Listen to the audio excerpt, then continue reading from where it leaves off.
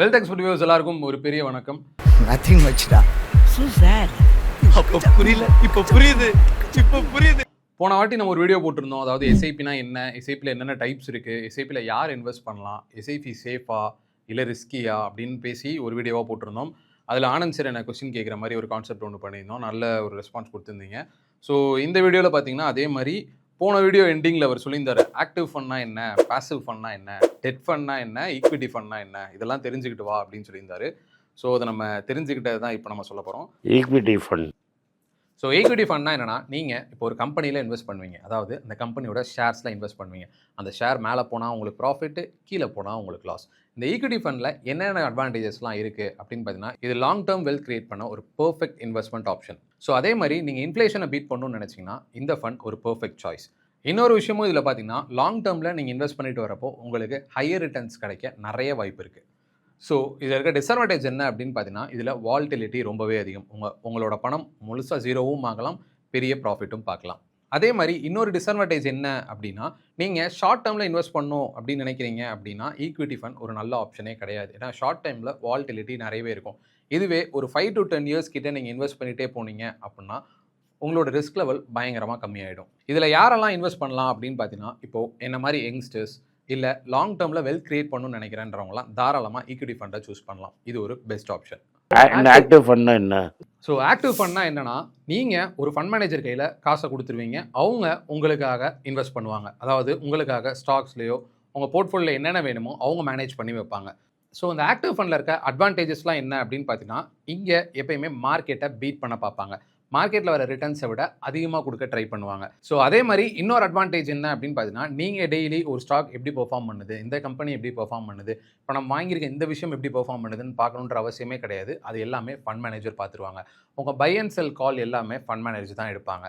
இதில் இருக்க டிஸ்அட்வான்டேஜஸ்லாம் என்ன அப்படின்னு பார்த்தீங்கன்னா, இதில் மேனேஜ்மெண்ட் ஃபீஸ் கொஞ்சம் அதிகம். அதாவது கம்பேர் டு பாசிவ் ஃபண்டில் பார்க்குறப்போ ஆக்டிவ் ஃபண்டில் மேனேஜ்மெண்ட் ஃபீஸ்ன்றது கொஞ்சம் அதிகம். ஏன்னா அந்த ஃபண்ட் மேனேஜர் உங்கள் ஃபண்டை ஹேண்டில் பண்ணுறாரு அப்படின்றப்போ மேனேஜ்மெண்ட் ஃபீஸ்ன்றது ஒன்று எடுத்துப்பாங்க. ஸோ இன்னொரு டிஸ்அட்வான்டேஜ் என்னன்னா, ஃபண்ட் மேனேஜரை நீங்கள் எப்படி சூஸ் பண்ணுறீங்கன்றதுலையும் இருக்குது. நீங்கள் ஒரு வேளை ஒழுங்காக ஒரு ஃபண்ட் மேனேஜரை சூஸ் பண்ணல அப்படின்னா உங்கள் ஃபண்ட்ஸ் வேல்யூ பயங்கரமாக ட்ராப் ஆகும் நிறைய வாய்ப்பு இருக்குது. பாசிவ் ஃபண்ட்னா என்ன? பாசிவ் ஃபண்டுன்றது பேசிக்காக நீங்கள் இண்டெக்ஸை அப்படியே காப்பி பண்ணுவீங்க. இப்போ இண்டெக்ஸில் நிஃப்டி இண்டெக்ஸ் அப்படின்னு இருக்குன்னா, நிஃப்டி 50 அப்படின்றதுல 50 கம்பெனிஸ் இருக்கும். இப்போ நீங்கள் இன்வெஸ்ட் பண்ண போகிறீங்க நிஃப்டி இண்டெக்ஸில் அப்படின்னா அந்த 50 கம்பெனிஸில் மட்டும்தான் அது இன்வெஸ்ட் பண்ணும், வேறு எங்கேயும் இன்வெஸ்ட் பண்ணுறது. அதுவும் ஈக்குவல் வெயிட்டேஜில் இன்வெஸ்ட் பண்ணும். அதாவது இப்போ HDFC பேங்க் 12% அப்படின்னு இருந்துச்சுன்னா, நீங்கள் ₹100 இன்வெஸ்ட் பண்ணுறீங்க அப்படின்னா ₹12 கிட்ட HDFC பேங்க் போகும். இந்த மாதிரி ஈக்குவல் வெயிட்டேஜ் பண்ணி இருக்க 50 கம்பெனிஸ்லையுமே உங்கள் ஃபண்ட்ஸ் இன்வெஸ்ட் ஆகும். இதில் இருக்க அட்வான்டேஜஸ் அப்படின்னு பார்த்தீங்கன்னா, ஒரு லாங் டேர்ம் வெல்த் ஜென்ரேட் பண்ண ரொம்பவே யூஸ்ஃபுல்லான ஒரு விஷயமா இருக்கும். ஸோ அதுவும் இல்லாமல் இது வெரி லோ காஸ்ட். அதாவது ஆக்டிவ் ஃபண்டில் பொறுத்த வரைக்கும் அங்கே ஒரு ஃபண்ட் மேனேஜர் இருப்பாங்க, அவங்களுக்கு ஒரு மேனேஜ்மெண்ட் ஃபீஸ் கொடுக்கணும். இங்கே அப்படிலாம் எதுவுமே கிடையாது, நம்ம சூஸ் பண்ணுறது தான். அதாவது நம்ம அந்த பாசிவ் ஃபண்டுன்னு சூஸ் பண்ணுறோன்னா இண்டெக்ஸை காப்பி ப்ளஸ் பேஸ்ட். இண்டெக்ஸில் என்ன இருக்கோ அதிலே தான் நீங்களும் இன்வெஸ்ட் பண்ண போகிறீங்க. இதில் இருக்க டிஸ்அட்வான்டேஜஸ் என்னன்னு பார்த்தீங்கன்னா, இப்போ ஆக்டிவ் ஃபண்டில் பார்த்தீங்கன்னா எப்பயுமே மார்க்கெட்டை பீட் பண்ண பார்ப்பாங்க. மார்க்கெட் தர ரிட்டர்ன்ஸோட அதிகமாக தரும்னு நினைப்பாங்க. பட் இங்கே நீங்கள் இண்டெக்ஸில் இன்வெஸ்ட் பண்ணுறதுனால மார்க்கெட் என்ன ரிட்டர்ன் தருதோ அதுதான் உங்களுக்கான ரிட்டர்ன். இன்னொரு டிஸ்அட்வான்டேஜ் என்னன்னா, இது ஆப்சல்யூட்லி மார்க்கெட் எப்படி பிஹேவ் பண்ணுதோ அந்த மாதிரி தான் உங்கள் ஃபண்டும் பிஹேவ் பண்ணும். அதாவது மார்க்கெட் கம்ப்ளீட்லி மேலே போனால் உங்களுக்கு ப்ராஃபிட், இல்லை மார்க்கெட் கீழே விழுந்துச்சுன்னா உங்கள் ஃபண்ட்ஸும் கீழே விழுந்துடும். அடுத்து நம்ம பார்க்க போகிறது டெட் ஃபண்ட். இந்த டெட் ஃபண்டை சிம்பிள் வேர்ட்ஸில் சொல்லணும் அப்படின்னா, நீங்கள் இப்போ ஒரு பேங்க் போய் லோன் கேட்குறீங்க அப்படின்னா அவங்க அந்த லோனை உங்களுக்கு கொடுத்துருவாங்க. நீங்கள் மாதம் அதுக்கு இன்ட்ரெஸ்ட் பே பண்ணுவீங்க. அதே மாதிரி கான்செப்ட் தான் இந்த டெட் ஃபண்டும். இப்போ இந்த டெட் ஃபண்டில் பார்த்தீங்கன்னா கவர்மெண்ட் பாண்ட், கார்ப்பரேட் பாண்ட்ஸ் இந்த மாதிரி விஷயங்கள்லாம் இருக்கும். இப்போது நீங்கள் எதுலையாவது ஒரு பாண்டில் நீங்கள் இன்வெஸ்ட் பண்ணீங்க அப்படின்னா அவங்க உங்களுக்கு இன்ட்ரெஸ்ட்டாக உங்கள் ரிட்டர்னை தருவாங்க. அதுதான் டெட் ஃபண்ட். இந்த டெட் ஃபண்டை பொறுத்த வரைக்கும் உங்களுக்கு ஒரு ஸ்டேபிளான ரிட்டர்ன்ஸ் வரும் கம்பேர் டு ஈக்விட்டி. வால்டிலிட்டியும் ரொம்ப கம்மி. அதே மாதிரி இப்போ நீங்கள் ஷார்ட் டேர்முக்கு இன்வெஸ்ட் பண்ணணும்னு நினைக்கிறீங்க அப்படின்னா டெட் ஃபண்ட் ஒரு நல்ல ஆப்பர்ச்சுனிட்டி. இப்போது இந்த டெட் ஃபண்ட் எவ்வளோ சேஃப் அப்படின்னு கேட்டிங்கன்னா, இது கம்ப்ளீட்லி சேஃப் அப்படின்ற கேரண்டி எதுவுமே கிடையாது. பட் ஈக்விட்டியை கம்பேர் பண்ணுறப்போ இதோட ரிஸ்க் லெவல் ரொம்பவே கம்மி. அதாவது இப்போ நீங்கள் ஒரு ₹10 இன்வெஸ்ட் பண்ணுறீங்க அப்படின்னா அந்த ₹10 ₹6 ₹7 இந்த மாதிரி ஆகலாமே ஒழிய கம்ப்ளீட்லி ஜீரோ ஆகாது. ஆனால் ஒரு சில டைமில் ஜீரோவும் ஆகலாம். அது எப்படின்னா, இப்போ நீங்கள் ஒரு கார்ப்பரேட் பாண்ட் வாங்குறீங்க, அந்த கம்பெனியை இழுத்து மூடிட்டு போயிட்டாங்க, இல்லை இந்த கம்பெனிக்காரவங்க எதுவும் காசு ஒழுங்காக கட்டலை, இந்த மாதிரி விஷயங்கள்லாம் நடந்துச்சுன்னா உங்களோட ஃபண்ட் வேல்யூ ஜீரோக்கு வந்துடும். ஸோ பாண்டை பொறுத்த வரைக்கும் ஒரு ஸ்டேபிள் ரிட்டர்ன் ஷார்ட் டேர்முக்கு வேணும் அப்படின்னா டெட் ஃபண்டில் தாராளமாக நீங்கள் இன்வெஸ்ட் பண்ணலாம்.